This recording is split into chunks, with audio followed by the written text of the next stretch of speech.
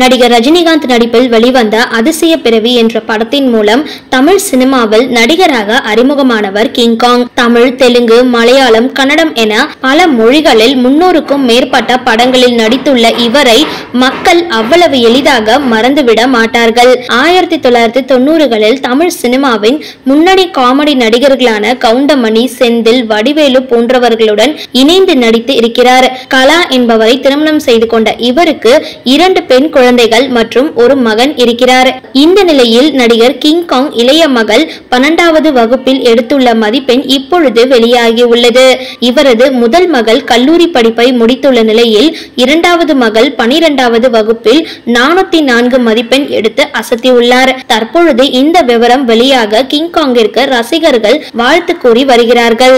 இந்த வீடியோ பிடிச்சிருந்தா லைக் பண்ணுங்க, ஷேர் பண்ணுங்க. மேலும் இது மாதிரி வீடியோஸ்லாம் தெரிஞ்சுக்க மறக்காம யோகி டாக்ஸ் சேனலை சப்ஸ்கிரைப் பண்ணுங்க.